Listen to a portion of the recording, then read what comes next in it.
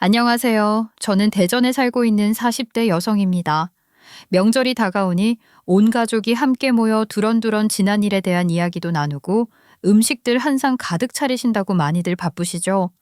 저는 아주 기가 막힌 일이 생겨 음식이고 가족들이고 정말 정신없는 명절을 보냈던 기억이 있어서 여러분들께 이야기 보따리 한번 풀어보려 이렇게 찾아왔습니다. 여러분들은 평생의 원수를 외나무 다리에서 만나신다면 어떻게 하실 것 같으세요? 저는 꿈에만 상상해보던 일을 실제로 겪고 정말 외나무 다리에서 동아줄 하나 없이 그 인간을 밀어버렸습니다. 세상에 언제고 딱 한 번만 눈에 띄었으면 좋겠다고 생각했던 원수를 이렇게 만나게 될 줄은 정말 몰랐습니다. 저에게 주어진 마지막 기회라고 생각하고 속 시원하게 떠밀어 버렸죠. 여러분들께 저의 이야기를 정말 가감없이 들려드리고 마지막 남은 제 한까지 탈탈 털어버리려고 합니다. 제 이야기 끝까지 들어주시면 감사하겠습니다. 저는 서울에서 쭉 살았습니다. 지금은 대전에 살고 있지만 태어나기도 서울에서 태어났고 초등학교부터 중학교 때까지 쭉 서울에서 살았습니다. 제가 중학교 2학년 때였나 그때 저희 친정오빠에게 사고가 조금 생기는 바람에 서울을 떠나서 대전으로 오게 되었죠. 그 당시 대전은 지금처럼 세종시가 있었던 것도 아니었고 대전하면 엑스포 하나만 떠오를 만큼 별로 있는 게 없었어요. 물론 발전이 안 되었다는 소리는 아니고요. 그만큼 한적한 동네에 이사를 오게 되었다 이 말입니다. 저희 친정오빠가 사고로 인해서 많이 아팠거든요. 한마디로 온 가족이 오빠를 위해서 요양을 내려왔다는 게 맞을 것 같네요. 오빠는 서울에서의 삶이 너무 복잡하고 번거롭고 힘들다고 했고 저희 가족은 오빠의 사고로 인한 정서적인 스트레스를 많이 받고 있었기 때문에 오빠와 함께 대전으로 내려오기로 결심을 했습니다. 지방이라고 해서 의료의 혜택이 줄어드는 것도 아니었고 또 저희 친정오빠가 치료를 충분히 받을 수 있는 병원들이 대전에도 있었으니까요. 중학교 2학년 때 대전에 내려오면서 친구들이랑 헤어져야 한다는 것은 무척이나 슬펐지만 그래도 새로운 환경에 금방 적응을 했었던 것 같아요. 가족들은 대전에 내려온 이후에 친정오빠를 보살피기 위해서 정말 많은 노력을 했습니다. 저는 학교를 다니고 있었으니까 사실 학교에서 공부를 하고 학원을 다니는 동안에는 오빠가 어떤 모습으로 집에 있는지 병원을 다니면서 치료를 받고 있는지는 잘 몰랐죠. 거기다가 딱 그 시기쯤 저는 사춘기가 찾아왔기 때문에 아픈 오빠와 가까이 하고 싶지 않았어요. 친구들에게도 부끄러웠고 저는 오빠의 병수발을 들고 싶다는 생각을 하지 않았기 때문에 오빠와 계속해서 거리를 두고 그렇게 지냈습니다. 저희 부모님께서는 맞벌이 부부셨는데 대전에 내려오게 되면서 아버지는 새로운 회사로 이직을 하셨고 엄마는 일을 그만두셨어요. 오빠를 쭉 관리해줄 사람이 필요했기 때문이었습니다. 아버지께서는 서울에서도 나름 알아주는 회사에 다니고 계셨는데 대전에 내려오면서 경력을 살려 이직을 하셨지만 중소기업에 취직을 하게 되셨죠. 자연스럽게 생활비가 줄어들었고 오빠의 치료비가 들었기 때문에 저는 점점 더 가족들의 일상에 불만을 가지게 되었습니다. 중학교, 고등학교 시절이 여자아이에게는 가장 꾸밈에 대한 관심이 높아질 때 아니겠어요?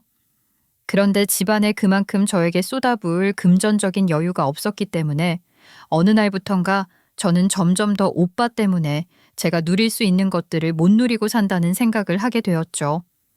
물론 지금이야 오빠랑 잘 지내고 있다고 하지만 그 당시에는 전 오빠가 아픈 것도 싫었고 왜 우리 가족에게 이런 일이 일어나게 되었는지 그것조차 받아들이기가 힘들었어요. 친구들이 집에 놀러 오고 싶다고 말을 해도 아픈 오빠가 부끄러워서 친구들을 초대하지 못했었거든요. 그렇게 저는 질풍노도의 시기를 보내다가 고등학교를 진학하게 되었는데 그곳에서 저는 지금의 남편을 만나게 되었습니다. 남편은 저와 동급생이었어요. 같은 반에서 공부를 하던 친구였는데 남편이랑 저는 친하게 지내는 사이는 아니었습니다. 노는 무리가 달랐거든요. 저는 내성적인 사람이었고 남편은 무척이나 활발한 사람이었어요.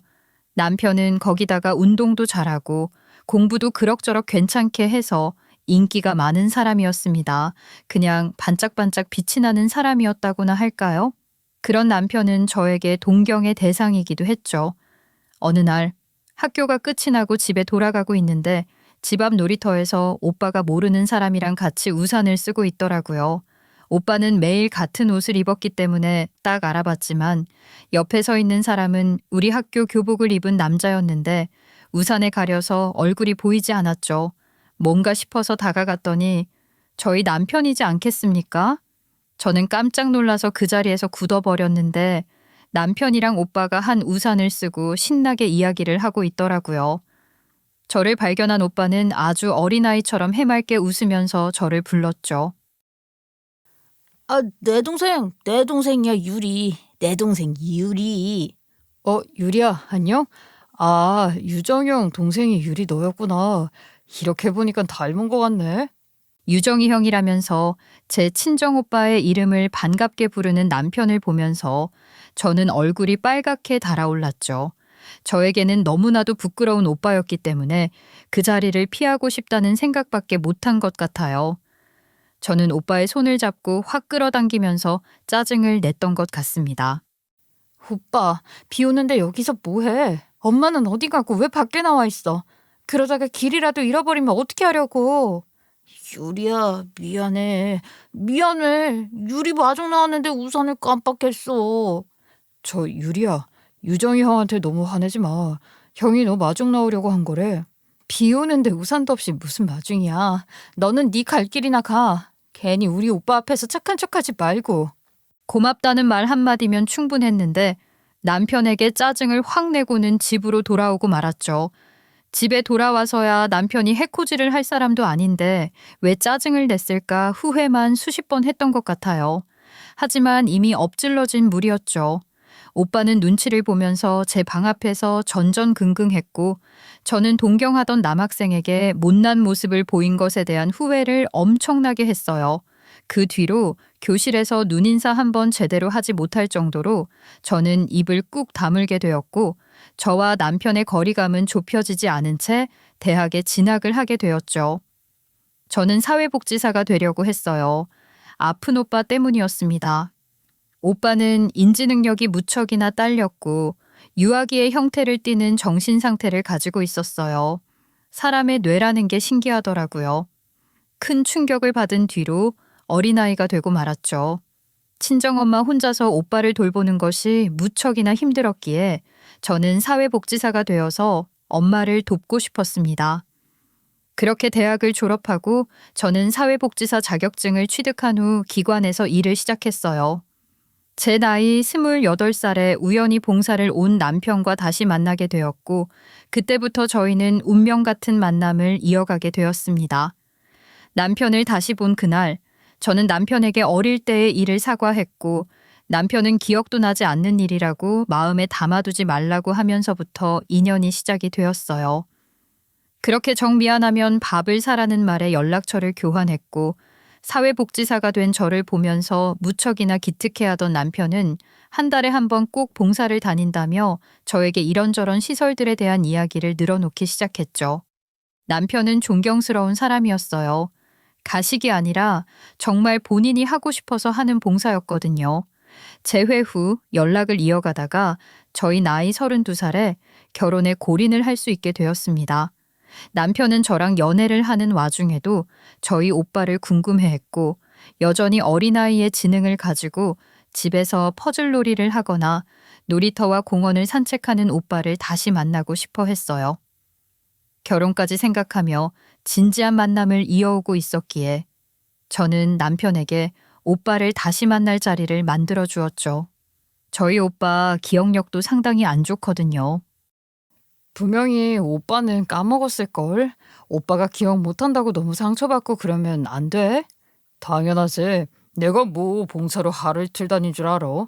내가 예전에 봉사 다니던 시절에는 초등학생밖에 안 된 여자아이가 있었는데 걔는 2시간이면 나를 까먹는 애였어. 그때 참 많은 걸 배웠었는데 아무튼 형님 꼭 만나 뵙고 싶다. 저는 몰랐는데 비가 오던 날 하루만 오빠를 봤던 게 아니었더라고요.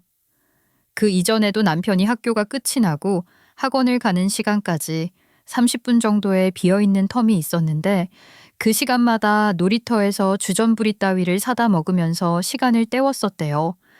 근데 그때가 딱 오빠가 놀이터에 놀러 나오던 시간이랑 겹쳤었나 봐요.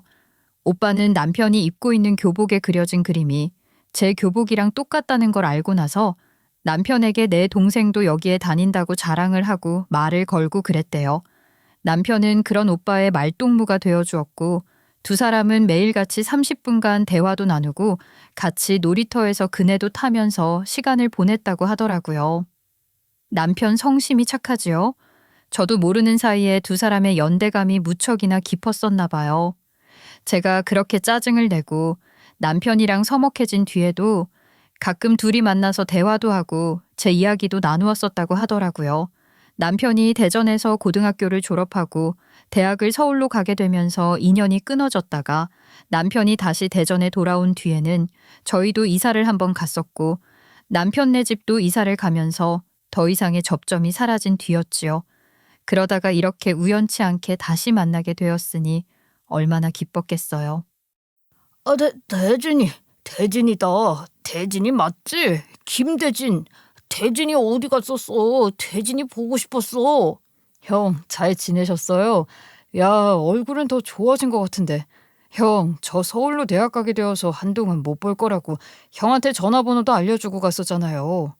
그 종이 잃어버렸다. 종이 그네 타다가 흘렸는데 잃어버렸어. 아유, 잘 챙기라니까. 저는 형이 저한테 연락 안 해서 서운했다고요. 휴대폰 사용하는 방법도 차근차근 알려줬었는데 문자 보내는 방법 알려줬었잖아요. 몰라. 까먹었다. 그래도 대진이 다시 보니까 좋다. 맨날 놀이터에서 보자. 어쩌죠? 저 이제는 취직해서 그게 좀 힘든데. 그래도 주말에는 시간 있으니까 우리 같이 주말에 놀아요. 정말 퍼즐도 하고 레고도 하고 대진이랑 같이 놀고 싶다. 저는 어이가 없더라고요. 평일에는 일하고 주말에는 오빠랑 놀면 저랑은 언제 데이트를 한단 말입니까? 다시 중학생으로 돌아간 듯한 기분이 들었어요. 오빠한테 질투심이 나더라고요.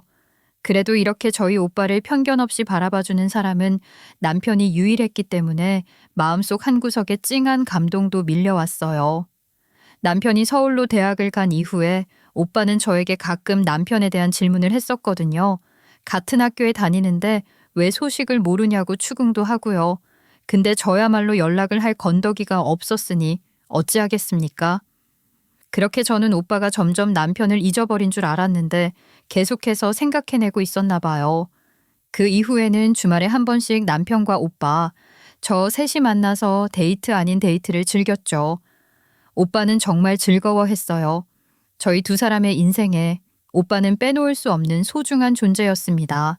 그 덕에 부모님께서도 남편의 존재를 알게 되었고 자연스럽게 결혼 이야기까지 나오게 된 것이었죠.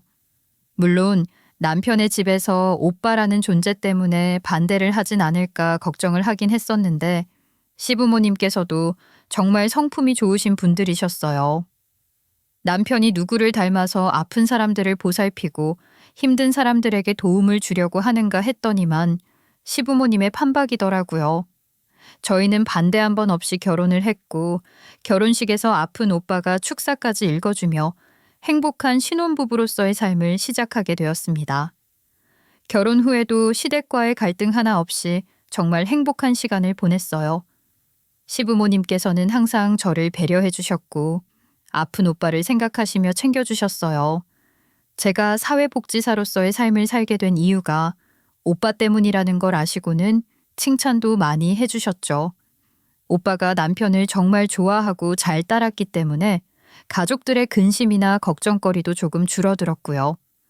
그렇게 저희는 대전에서 자리를 잡고 생활을 하기 시작했는데 정말 꿈만 같게도 결혼 1년 차에 소중한 아이까지 임신을 하게 되었습니다. 양쪽 집에서는 너무나도 기뻐해 주셨죠. 그런데 딱 한 사람, 우리 오빠의 표정이 어두운 겁니다. 그 뒤로는 주말에 같이 놀러 가자고 해도 거절을 하고 제 전화는 받지도 않더라고요. 그뿐이 아니었어요. 제가 친정에 놀러를 가도 제가 왔다는 소리만 들리면 방에 문 잠그고 틀어박혀서 나오지를 않는 겁니다. 오빠한테 서운하게 한 게 있나 아무리 생각을 해봐도 떠오르는 게 없었죠. 남편이 혼자 찾아가면 얼굴을 보여주는데 저랑 같이 가거나 제가 혼자 가면 얼굴조차 보여주지 않아서 섭섭했어요. 그런데 10달을 품은 아이가 태어나고 나서야 그 이유를 알게 되었죠. 유리야, 유리 애 괜찮아? 애기 멀쩡해? 애기 안 아파? 우리 애 손가락 발가락 10개 맞고 어디 아픈데 하나 없이 건강하대. 애가 어찌나 크던지 낳는데 죽을 뻔했다고. 아파 죽겠는데 제 걱정 하나 없이 아이부터 챙기는 오빠를 보면서 버럭했더니만 남편이 제 손을 꼭 잡으면서 고개를 절레절레 젓더라고요. 왜 그러나 했더니만 오빠가 울고 있는 게 아니겠습니까? 황당했어요. 제가 출산하고 나서 아이를 보고 감동해서 운 사람은 오빠가 유일했거든요. 10달 동안 무슨 벌레 보듯이 피해놓고 왜 저러나 했더니만 남편이 나중에서야 말을 해주었어요. 형님이 뱃속의 아이한테 혹시 장애가 옮겨갈까봐 가까이 못 가겠다고 하시더라. 내가 그런 말이 어디냐고 당신이 서운해하니까 멀리하지 말고 가까이 가도 된다고 했는데도 혹시 모른다고. 본인도 사고로 이렇게 된 거니까 조카한테도 무슨 일이 생길지 모르는 거라면서 애기 멀쩡한 거 보면 그때 얼굴 보겠다고. 뭐라고? 아니 저 바보가 도대체 그게 무슨 소리야. 아니 본인이 아픈 것도 사고로 아픈 거였으면서 장애가 옮긴 왜 얼마. 저도 눈물이 나더라고요.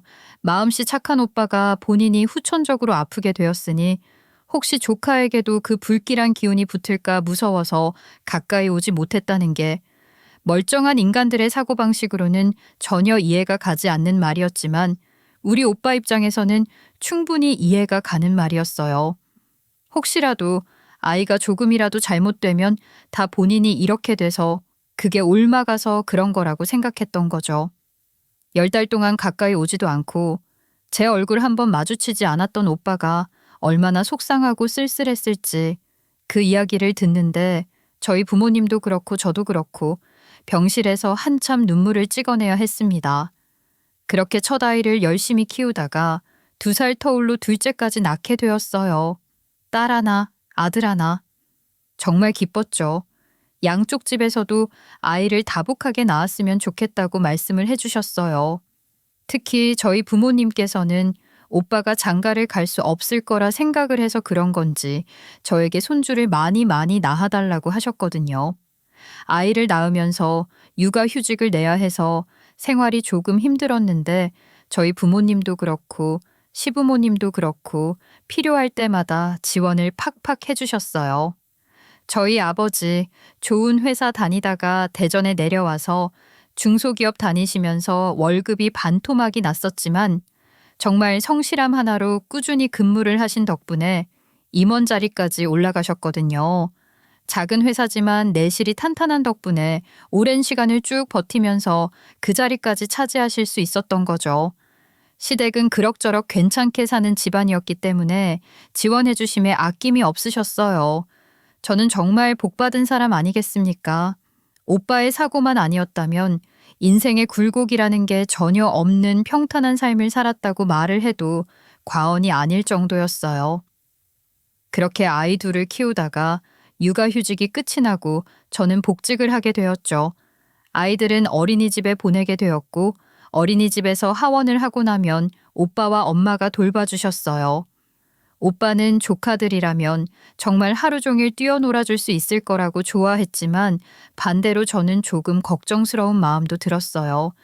아이들이 언어를 배우고 정서를 배울 시기인데 오빠의 어린 모습을 닮아가는 건 아닐까 하고요. 제가 못됐죠? 아무래도 제 배로 낳은 자식들이 오빠의 아픈 모습을 흉내내진 않을까 걱정이 되었던 거죠. 하지만 맞벌이로 살았기 때문에 어쩔 수 없이 도움을 받아야만 했어요.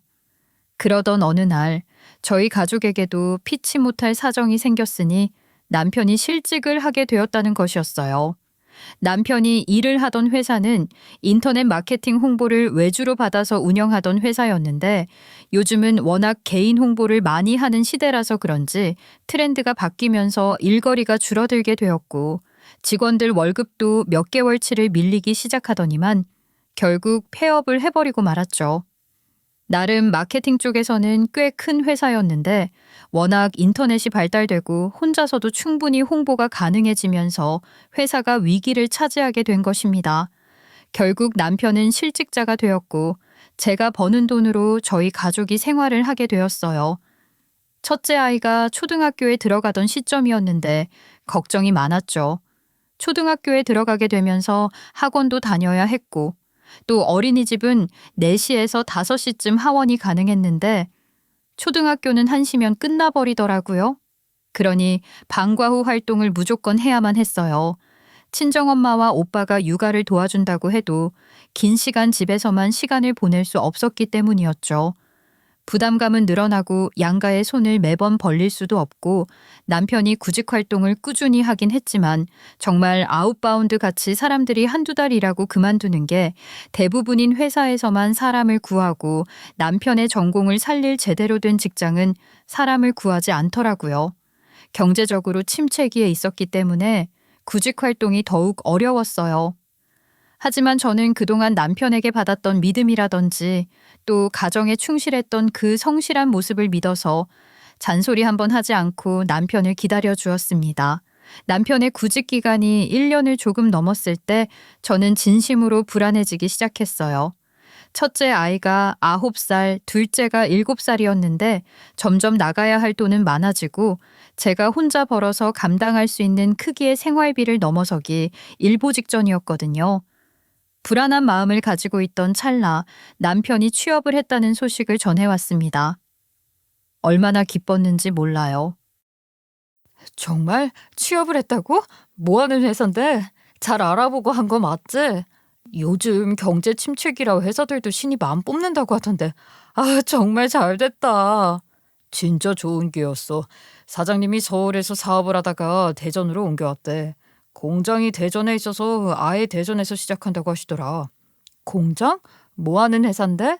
당신 너무 힘든 일을 하게 되는 건 아니야? 맨날 사무실에 앉아서 일을 보던 사람이 공장에서 어떻게 일을 하려고. 아, 나는 공장 실무 일을 하는 건 아니고 사무실에서 일하는 거지. 지난번 회사처럼 이번에도 회사 마케팅 홍보팀에서 일을 하게 된 거야. 진짜 잘 됐지. 육아용품부터 시작해서 청소년기 애들에게 필요한 물건을 만드는 작은 회사인데 물티슈 같은 것도 만들고 손수건이라든지 아니면 청소년기 애들이 사용하는 속내의 같은 그런 생필품들을 만들어 파는 회사야.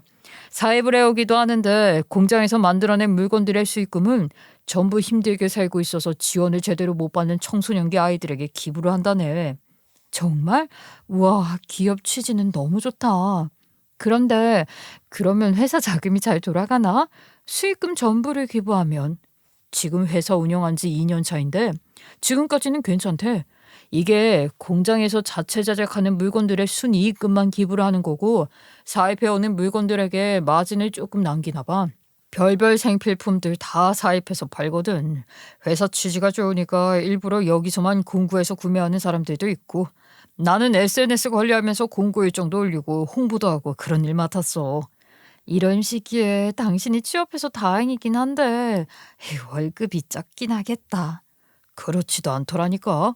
은근히 단골들도 많고 기부를 꾸준히 하니까 회사 이미지도 좋고 그래서 이런저런 협찬 문의도 많이 오나 봐. 육아방송 같은데 한번 끼워 넣으면 매출이 어마어마하게 오르는데 사장이 또 인맥이 좋대. 좀 다녀보고 별로인 것 같으면 이직 준비하자. 아무리 취업이 힘들다고 해도 제대로 된 회사를 다녀야지. 지난번처럼 월급 밀려서 단체로 소송하고 그러면 피곤해지니까. 잘해볼게. 나만 믿어. 남편은 무척이나 신이 나 있었어요. 저는 남편이 너무 기대감을 갖지 않길 바라기도 했죠. 기업의 취지는 좋은 게 확실하긴 하지만 자체 제작 상품에 대한 수익금을 전부 기부를 할 만큼 회사가 커 보이진 않았거든요. 남편의 말을 듣고 검색을 당연히 해봤죠. 회사가 유명하진 않은지 일반적인 상품으로 검색을 했을 땐 딱 뜨지 않고 회사 이름으로 상품을 검색해야지만 떴어요. 물론 남편이 홍보나 마케팅 쪽으로는 빠삭했으니까 앞으로 어떻게 홍보를 하느냐에 따라서 달라지는 것들도 있겠지만 걱정이 안 될 수가 없었죠. 회사가 작으니까 직원들에게 강매를 시키지는 않을까 하는 그런 생각도 했고요. 그런데 남편이 첫 출근을 하고 와서는 엄청 신이 나서 말을 하더라고요. 사장님이 진짜 젊으셔. 솔직히 면접을 1대1로 봤을 땐 50대인 줄 알았는데 우리랑 5살 차이라고 하시더라고. 그래도 40대 후반이시네. 사업은 꽤 해보셨대? 30대 내내 회사 생활하다가 회사 구조에 부조리함에 질려서 사업체 차리신 거래. 그래서 절대로 회사 생활하면서 부조리함을 느끼지 못하게 만들 거라고 전부 다 평등한 회사로 만들자면서 같이 힘내서 이름 있는 회사로 만들어보자 하시더라. 에이, 너무 입 발린 소리만 하는 사람은 믿어선 안 되는 거 알지? 물론 당신이 알아서 잘하겠지만 너무 걱정하지 마. 내가 또 사람은 잘 보잖아. 뭘 잘 본다고. 당신은 기본적으로 사람을 너무 좋아하는 게 문제야.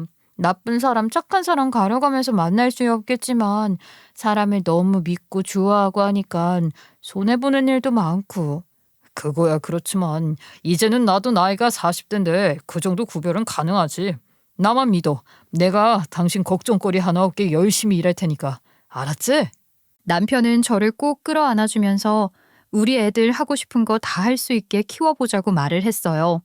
저는 남편이 취직을 했다는 것도 기뻤고 유명한 회사는 아니지만 좋은 취지를 가지고 회사를 운영하는 그 대표라는 사람에게도 신뢰가 갔죠. 수익금을 기부한다는 게 쉬운 일은 아니잖아요. 그렇다고 직원들에게 기부를 강요하거나 월급에서 기부금을 떼어간다거나 그런 악덕한 사장 노릇을 하는 사람도 아니었어요. 남편은 회사를 가는 게 즐겁다고 했죠. 우리 남편도 봉사하는 걸 무척이나 좋아하던 사람이었잖아요. 사장이랑도 봉사에 대한 이야기를 나누면서 친해진 건지 저한테 자랑을 그렇게 하더라니까요. 저는 남편이 30대도 아니고 40대에 새로운 직장에 취직을 해서 혹시 사내 왕따 같은 것을 당하는 건 아닐까 걱정했지만 사장이라는 사람과 대화도 잘 통하고 뜻이 맞는다고 하니까 오히려 잘 됐다 싶었습니다. 남편이 회사에 출근을 한 지 6개월이 지났을 때부터 남편의 일은 무척이나 바빠지기 시작했어요. 단체 주문이 들어왔다면서 눈 깜빡할 시간도 없이 바쁘다고 출근을 하는 남편을 보면서 얼마나 안쓰러웠는지 모르겠어요. 주말이면 늘 오빠와 아이들을 데리고 같이 공원이라도 나가던 남편이었는데 일이 바빠지면서 주말에도 시간이 영 안 난다고 하더라고요. 회사에 그래도 직원들이 적은 편은 아닌 것 같았는데 홍보 담당인 남편은 주말이고 야간이고 할 것 없이 문제가 생기면 바로바로 수정해서 피드백을 받아야 하고 정말 자기 시간이 하나도 없는 사람처럼 일을 해야만 했어요. 오죽하면 주말에도 출근을 했으니까 저 혼자 아이들을 데리고 있기 힘들어서 친정집에 자주 놀러 가곤 했거든요. 그럴 때마다 우리 오빠가 서운해했죠. 오늘도 대진이 안 오는 거야? 나도 대진이랑 놀고 싶은데 대진이 보고 싶은데. 오빠, 그 애가 많이 바빠서 오늘도 같이 못 왔어. 오늘은 우리끼리 나가서 영화라도 한 편 볼까? 애들 좋아하는 영화 개봉했다고 하던데. 대진이 없으면 안 갈래. 나 방에 있을래. 오빠는 토라진 사람처럼 남편만 찾았고 남편이 계속해서 친정집에 방문을 하지 못하니 본인이 뭘 잘못해서 그런 거냐고 물어보기도 하더라고요. 그런 게 아니라고 말을 해도 남편이 대학에 진학을 하면서 오랜 시간 못 봤었고 연락이 끊어졌을 때가 생각이 난 건지 오빠는 불안해했어요. 오빠의 정서가 딱 저희 아이들이랑 비슷했기 때문에 어떤 생각을 하고 있는지 알겠더라고요. 우리 애들도 남편이 그렇게 잘 놀아주다가 일이 바빠지면서 시간이 나지 않고 숙제도 도와주지 못하고 하니 서운해했거든요. 물론 제가 2배로 아이들을 더 챙기긴 했지만 저도 맞벌이로서 일을 하고 있으니까 쉬고 싶을 때가 있잖아요. 아이들에게 저도 모르게 짜증을 낼 때도 있고 그러면 애들은 또 아빠를 찾고 저는 도무지 이해가 안 갔어요. 회사 일을 혼자 하는 것도 아닌데 왜 그렇게 회사 일이 바쁜지 말입니다. 업무라는 건 서로 나눠서 담당하는 게 아니겠어요? 그런데 남편 혼자서 모든 일을 다 하는 사람처럼 평일이고 주말이고 밤이고 낮이고 하루 종일 일에 매달려 있으니까 답답하기도 했죠. 그런다고 월급을 더 주느냐? 그것도 아니었어요. 여보, 이번 주 주말에 어머님께서 애들이랑 같이 외식하자고 하시는데 시간 비워도? 이번 주 주말? 어떡하지? 이번 주 주말에 사장님이 가족여행을 가셔서. 응? 그런데 사장님이 가족여행을 가는 거랑 당신이랑 무슨 상관이라고? 그래서 내가 공장에 대신 좀 나가봐야 할 것 같아. 사장님께서 물량 검수 좀 해달라고 하셨거든. 불량 상품이 있나 없나 확인도 해봐야 하고 공장 가동이 잘 되는지도 봐야 하고. 에? 아니, 그건 당신이 맡은 업무가 아니잖아. 애초에 현장 일을 하러 간 사람도 아닌데 당신이 공장 관리를 어떻게 할 줄 안다고. 공장에 나가서 불량 검수를 하고 가동 상태를 확인한다고 그래. 그거는 따로 업무를 맡은 직원이 있는 거 아니야? 그렇긴 한데 그 직원도 주말에는 쉬어야지. 웃긴다 정말. 당신은 그럼 주말에 안 쉬어도 되고? 아니, 벌써 몇 번째야. 당신이 주말에 출근하는 게 한 달에 두세 번은 되는 것 같아. 벌써 몇 개월째 이렇게 생활하고 있는데 월급을 더 주는 것도 아니고 왜 회사 일을 당신 혼자서 다 맡아서 하는 것 같지? 내가 능력이 있으니까 그런 거겠지. 여보, 미안해. 혹시 부담스러우면 우리 집에 내가 이야기해 놓을게. 내가 출근해서 못 갈 것 같다고. 아니야, 됐어. 어머님이 애들 보고 싶다고 하는데 내가 못 갈 이유가 뭐가 있어? 당신 없다고 해서 어머님이 나한테 잔소리를 하는 것도 아니고. 나도 어머님 얼굴 보고 이야기하고 싶고 그러니까 갈 거야. 갈 건데 당신이 공장에 나가서 일을 하는 건 부당하다는 생각이 들어서 그래. 당신 혹시 뭐 사장이랑 친한 게 아니라 어디 밉보인 게 있는 건 아니야? 에이, 아니야. 사장님이 나를 얼마나 아껴주시는데. 여보, 걱정하지 마. 다 내가 하고 싶어서 하는 일이라니까. 뭐? 그럼 당신이 스스로 나서서 하겠다고 말이라도 했다는 거야? 여보, 그거 너무 손해보는 일이야. 쉬는 날 제대로 쉬어야지. 당신이 왜 나서서 일을 맡아서 하겠다고 그래? 아니, 오해하지 말고. 내가 나서서 하겠다고 한 게 아니라. 남편이 제 눈치를 슬쩍 보면서 우물쭈물하는데 뭔가 이상했죠.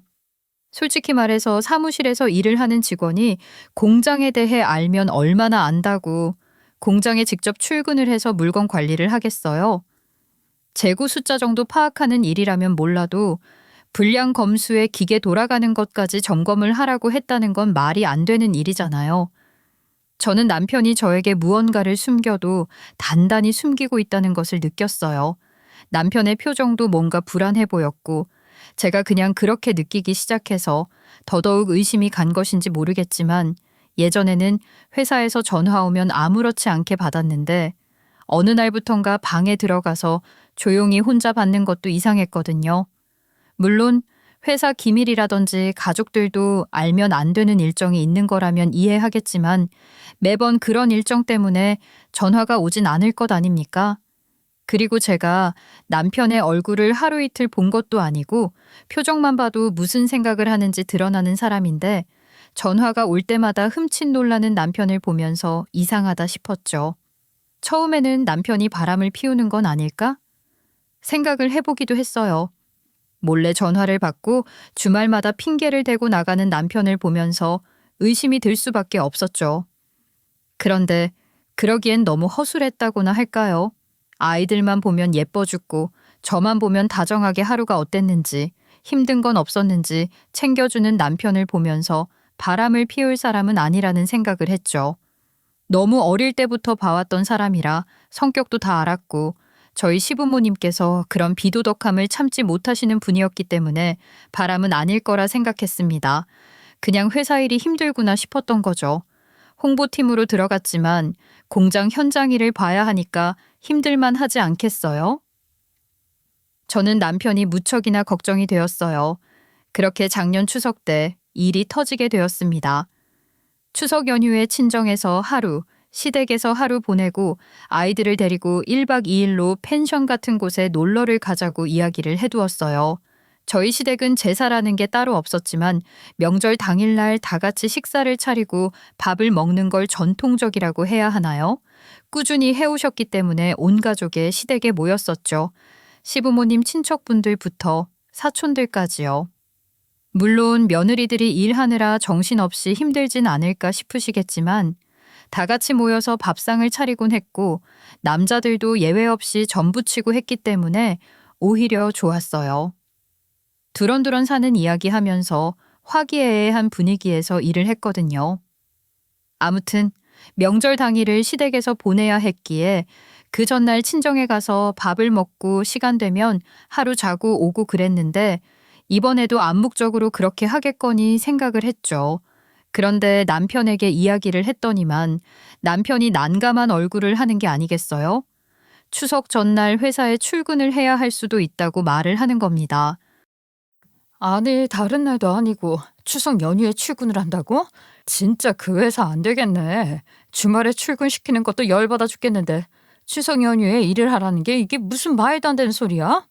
이번에 우리 물량이 터지는 바람에 연휴에도 공장 풀가동한다고 나와야 한다고 하더라고. 우리 추석 연휴 끝나자마자 공구 예정 있어서 그거 팜플릿도 만들어야 하고. 아니, 아무리 그래도 그렇지. 추석 연휴에 나와서 일을 하라고 시키는 건 영 아니잖아. 당신 혹시 사장한테 뭐 밉보인 거 있어? 아니면 다른 사람들은 마누라들이 사장한테 가서 알랑방귀라도 끼나?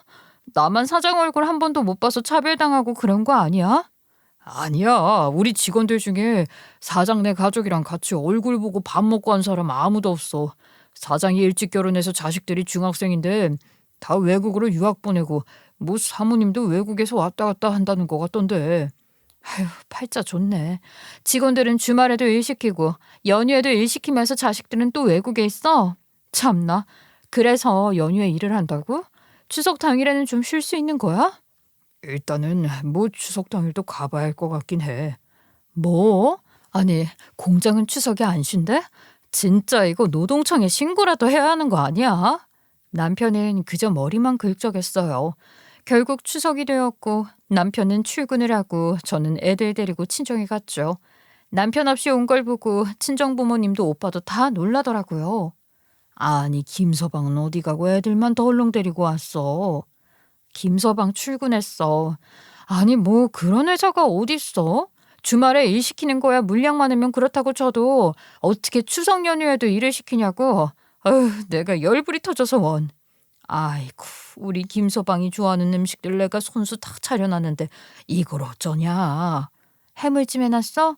아, 우리 남편 땅을 치고 후회하겠네. 아쉬워하는 친정 부모님들과 같이 밥을 먹고 후식을 먹고 있는데 친정엄마가 안 되겠다 싶었나 봐요. 갑자기 찬장에서 뭘 막 꺼내더니 분주하게 움직이시는 게 아니겠어요? 뭐 하나 하고 봤더니만 도시락을 싸고 계시더라고요. 김서방 좋아하는 것들 내가 일일이 만든 건데 이거 못 먹으면 아쉽지. 가뜩이나 일한다고 정신없이 바쁠 텐데 밥은 챙겨 먹었을런지 모르겠다. 아유, 이거 갖다 줘라. 지금? 아니, 집에 가서 한 번 더 데워주면 되는데 뭔 도시락까지 싸주고 그래요. 아이고, 얘 일하다가 먹는 도시락만큼 꿀맛이 어디 있겠어. 아직 점심시간 되기 전이니까 후딱 갖다 주고 와. 생각을 해보니까 한 번도 남편이 일하는데 찾아가 본 적도 없고 남편에게 도시락도 싸줘 본 적이 없는 것 같아서 서프라이즈로 찾아갈까 싶더라고요. 어차피 점심때만큼은 휴식이니까 남편 일하는 거 한번 구경도 하고 할 겸요. 애들은 친정에 두고 혼자 덜렁 도시락 들고 나가려는데 오빠가 같이 가고 싶다는 겁니다. 아, 나도 대진이 보고 싶어. 대진이 보러 같이 갈래. 나도 갈래. 주섬주섬 옷까지 챙겨 입고 현관문에서 신발까지 신는데 남편도 오빠 이야기를 몇 번 했었으니까 잘 됐다 싶더라고요. 그래서 오빠랑 같이 택시를 타고 남편이 일을 하고 있다는 회사에 찾아가게 되었습니다. 생각을 해보니까 남편이 공장에서 현장 일을 본다고 했는데 제가 사무실 주소밖에 몰라서 사무실로 찾아왔거든요. 남편에게 전화를 해보니 일이 바쁜 건지 받지도 않고 어쩔 수 없이 사무실에 올라가서 직원들이 있으면 공장 주소를 물어봐서 찾아가야겠다 싶더라고요. 3층에 있는 사무실에 찾아갔더니 출근을 한 직원이 하나도 없는 겁니다. 사무실에 불은 켜져 있고 문도 열려 있는데 직원들 자리는 텅텅 비어 있어서 큰일 났다 싶었죠. 이러다가 점심시간에 밖에 나가서 사 먹으면 도시락 싸온 게 무용지물인데 하고 있는데 저 구석에서 무슨 말소리가 들리는 거예요. 출근한 직원이 있나 싶어서 다가갔죠. 그런데 가까이 갈수록 대화 내용이 선명하게 들리는데 좀 이상하더라고요. 아, 김 과장, 혹시 속으로 내 욕하는 거 아니지? 아, 왜 이렇게 귀가 가렵냐? 어? 아휴, 아닙니다, 사장님. 제가 사장님 욕을 왜 하겠어요? 그치? 아니, 난 또 휴일인데 김 과장만 불러내서 일 시킨다고 내 욕이라도 하나 싶어서 말이야. 솔직히 그렇잖아. 나는 가족들이 다 해외에 나가 있어서 명절 혼자 쓸쓸하게 보내야 하는데 김 과장만 가족들이랑 하오하면서 지내면 되겠어? 그럼 내가 섭하지.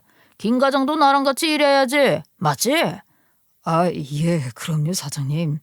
그 영 대답이 시원치 않네.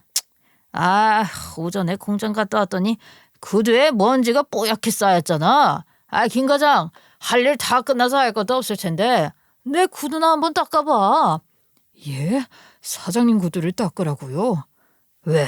꼽냐? 꼬아? 김 과장 할 일 없으니까 내가 할 일 만들어주는 거 아니야. 내 구두라도 닦아야 명절 상여금 같은 거 가져가지. 하는 일도 없으면서 돈 받아가려고? 어? 저는 반은 불투명하게 가려진 사장실에서 흘러나오는 목소리에 깜짝 놀랐어요. 누가 봐도 남편의 목소리와 사장으로 추정되는 사람의 목소리였거든요. 그 문 앞에서 달달 떨고 있는데 가운데가 불투명한 시트지로 가려져 있어서 얼굴은 잘 보이지 않았죠. 한 손에는 도시락을, 한 손에는 친정오빠의 손을 꼭 붙잡고 그 앞에서 망부석처럼 서 있었습니다. 그런데 아래쪽으로 사람 형체가 서서히 수그리는 게 아니겠어요? 가운데가 불투명하게 가려진 시트지라 밑에는 투명해서 다 보였거든요. 사장과 남편은 사람이 왔을 거라고 생각도 못했는지 문 쪽은 쳐다보지도 않았나 봐요. 저는 그 자리에 서서 밑으로 쭈그리고 앉아 사장의 구두를 남편 옷 소매로 닦고 있는 걸 목격해야 했습니다. 온 몸이 부들부들 떨리더라고요. 이거야말로 갑질이고 사내폭력 같은 게 아니겠습니까? 남편이 바짝 엎드려서 사장 구두를 불며 옷 소매로 닦고 있는데 눈물이 핑 돌더라고요. 너무 열이 받아서요. 저는 순간 문을 확 열고 들어갔습니다. 아이씨, 깜짝이야. 누구세요?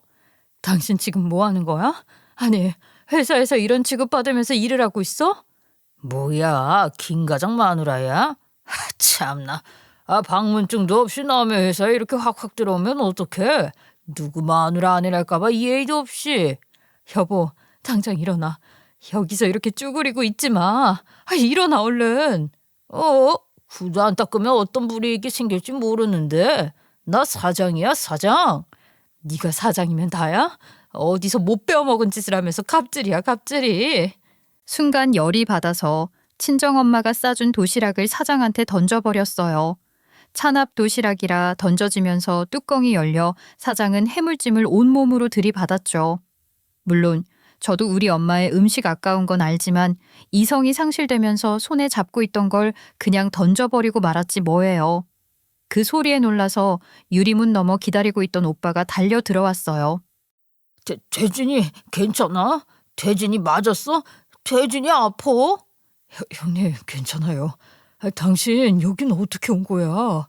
어떻게 오긴. 엄마가 당신 좋아하는 해물찜 해놨는데 못 먹는 거 아쉽다고 도시락이라도 싸주자고 해서 왔지. 근데 당신이 이렇게 힘들게 일을 하고 있을 줄 몰랐어. 당신 당장 사표내. 당신 같은 사람이 여기서 썩을 필요 없어.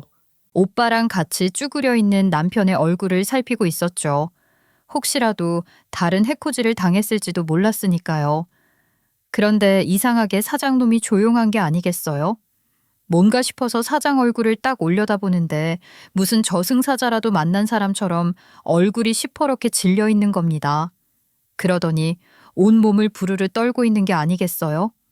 왜 저러나 싶어서 한참을 들여다보는데 그때 갑자기 한 인물과 사장의 얼굴이 겹쳐 보이더라고요. 남편의 일 때문에 사장이 누군지도 못 알아보고 있었던 겁니다. 아니, 니들이 어떻게 여기?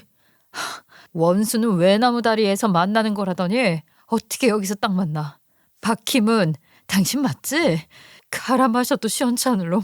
네 놈이 어떻게 여기에?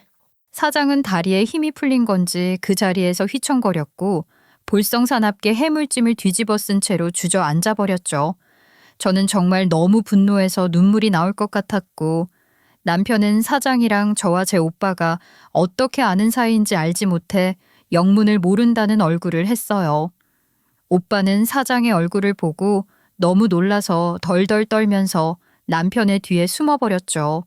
그러니까 그 사장이란 인간과의 악연은 제가 중학교 때 서울에서 대전으로 이사 오기 직전에 있었습니다. 저랑 5살 차이가 나던 오빠는 고등학교에 재학 중이었는데 공부도 곧잘 했어요. 단지 저랑 오빠가 내성적인 성격이라서 반에서 눈에 띄지 않는 조용조용한 학생이었죠. 공부를 잘하던 오빠는 정말 조용히 공부만 하던 학생이었는데 비실비실했거든요. 그런 오빠를 만만하게 본 사장 박희문이라는 인간이 오빠를 괴롭히기 시작한 겁니다. 처음에는 빵을 사와라, 체육복을 빌려달라, 숙제를 대신 해줘라 하는 부탁이 섞인 강요였죠. 고3이었던 오빠는 거절을 했는데 그걸 노린 건지 감히 자기 부탁을 거절했다면서 반 친구들에게 앞으로 저희 오빠를 왕따시키자고 선포를 한 겁니다. 반에서 친구도 많고 또 나름 주먹도 잘 쓰던 박희문의 말에 거역을 할 반 친구들은 없었죠. 그때부터 본격적인 괴롭힘이 시작되었다고 합니다. 남자애들이 또 얼마나 주먹을 써가며 괴롭혔겠어요. 오빠는 가족들이 걱정을 할까봐 말도 하지 못하고 혼자서 끙끙 앓았던 거죠. 그러다가 하루는 기절놀이인지 최근 몇 개월 전에도 논란이 되었던 놀이를 가장한 괴롭힘이었는데 숨을 참고 있으면 명치를 세게 눌러버리는 짓이었죠. 그 장난을 친다고 오빠를 벽에 세워두고 괴롭히다가 오빠가 정말 기절을 해버리고 만 것입니다. 그런데 엄살을 떤다고 그 박희문이라는 인간과 주변 친구들이 기절한 오빠를 발로 차고 난리를 친 거죠. 그러다가 겨우 정신이 든 오빠에게 욕을 하고 엎어치기를 했는데 교실 바닥이 딱딱한 대리석 같은 돌이었는데 매트도 없는 곳에서 엎어치기를 하다가 잘못되어 머리를 크게 다치게 되었습니다. 교실은 아수라장이 되었죠. 119에 바로 신고를 하고 병원으로 이송이 되었지만 크게 다친 머리를 수습할 수 있는 방법이 없었습니다. 수술을 했지만 결국 영구적인 장애가 남고 말았어요. 인지 능력이 현저하게 떨어지게 되었고 지능이 7에서 8살 정도에서 멈춰버리게 된 것입니다. 그래도 워낙 똑똑한 오빠였기에 지능은 떨어졌어도 다른 건 다 까먹었어도 박희문만큼은 정확하게 기억을 하고 있었더라고요. 그 이후에 반복학습과 재활치료를 받으면서 의사소통은 가능하게 되었지만 이것도 몇 년이라는 시간이 걸렸어요. 부모님께서는 고소를 하겠다고 했지만 오빠는 진술을 거부했고 그때의 기억을 당시에는 제대로 떠올리지도 못했습니다. 잊어버리고 싶은 아주 지옥 같은 기억이었을 테니까요.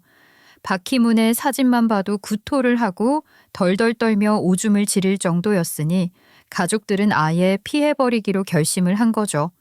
그래서 대전까지 이사를 오게 되었던 것입니다. 학교에서 당했던 것들을 기억조차 제대로 하지 못하는 오빠를 보면서 저희는 아예 들추지 말자고 결심을 내렸어요. 분하고 속상했지만 오로지 오빠를 위한 결정이었습니다. 게다가 박희문네 집안이 꽤 괜찮은 집안이었던 건지 소송에 걸릴 것을 대비해 변호사를 4명이나 준비해뒀다는 소문이 살살 돌았고 학교에서도 일을 크게 만들고 싶지 않다며 박희문을 강제 전학시키겠다고 하고선 손을 놓아버리더라고요. 그 당시에는 지금처럼 학교에서 애들이 한 괴롭힘에 대한 법이 제대로 되어 있지 않을 때였으니까요. 저희는 그렇게 대전으로 이사를 왔고 오빠는 재활치료를 받으면서 건강을 되찾아가고 있었죠. 그러다가 지금의 남편을 대전에서 만나게 된 것이고요. 남편이 서울에 있는 대학을 가느라 연락이 끊어졌을 때쯤 오빠는 박희문에게 당했던 것들을 하나하나 기억해내기 시작했습니다. 그때 저희 가족은 또 한 번 고비를 맞을 뻔했지만 오빠는 그 사이에 많이 단단해진 상태였어요. 그런데 이렇게 만나게 될 줄은 꿈에도 몰랐습니다. 당신 때문에 우리 오빠가 어떤 삶을 살았는데 누구보다 공부도 잘하고 다정하고 멋진 오빠를 이렇게 만든 게 누군데? 너는 회사까지 차려가면서 여전히 쓰레기 같은 인생을 사느라 바빴구나. 어떻게 우리 오빠만이 아니라 내 남편에게까지도 그런 짓을 할 수가 있어. 네가 도대체 얼마나 우리 가족이랑 악연이길래. 몰랐어. 김 과장네 가족이 너희들일 줄은 몰랐다고. 알았으면 내가 김 과장한테 이랬겠어? 도대체 내 남편이 어떤 약점을 가지고 있었길래 이런 갑질을 해? 우리 남편이 한두 살 먹은 어린애도 아니고 교실에서 주먹 좀 쓴다고 벌벌 떨 나이가 아닌데 주말에도 출근을 시키고 명절에도 출근을 시켜도 찍소리도 못하게 만들었냐 이거야. 그 말에 박희문은 아무런 대답도 하지 못했고 남편은 고개를 푹 숙이고 있었어요. 남편을 닥달해서 무슨 일인지 당장 말을 하라고 했더니만 남편의 입에서 나온 이야기는 충격적이었죠. 그러니까 공장에서 만든 상품들은 수익금 전부를 기부하고 있다고 회사 홍보를 하면서 물건을 팔고 있었잖아요. 그런데 그게 구라였던 겁니다. 번 돈을 기부하기는 개뿔, 전부 사장 주머니로 흘러 들어가고 있었다는 사실을 남편이 알게 된 거죠. 이 사실을 알게 된 남편은 사장에게 사기를 치는 거 아니냐고 말을 했대요. 그러자 사장이 이랬답니다. 아니 기부가 의무야? 아니잖아. 사기는 무슨 사기야? 나도 먹고 살아야지. 아니 수익금 전부를 기부하면 뭐 먹고 살아? 마진이 얼마나 남아서 직원들 월급을 주겠어. 안 그래? 그냥 이미지 메이킹이야. 이렇게 해서 장사 잘 되면 우리 직원들 좋은 거 아니야? 어? 뭐 이거 까발리게? 그러면 넌 앞으로 돈 못 벌지. 내가 인맥 끝내주는 거 알지? 어디 회사를 가려고 해도 너 받아주는 회사 하나도 없을 거다. 어디 자신 있으면 한번 해봐. 사람들은 그러던가 말던가 우리 물건 쓸 사람들은 몰래 몰래 사서 쓸걸. 기부하는 게 뭐. 내가 지금 10만 원이라도 기부하면 장땡인 거 아니야? 순이익이 얼마인지 어떻게 할 거야. 안 그래? 대신 네 인생은 망하는 거지. 너는 내가 어디도 취직 못하게 잘근잘근 밟아버릴 거니까. 박희문네 장인어른이 검사 출신의 변호사라며 자기는 법에 위반되는 짓을 한 적이 없다고 당당하게 굴었다는 것 아니겠습니까?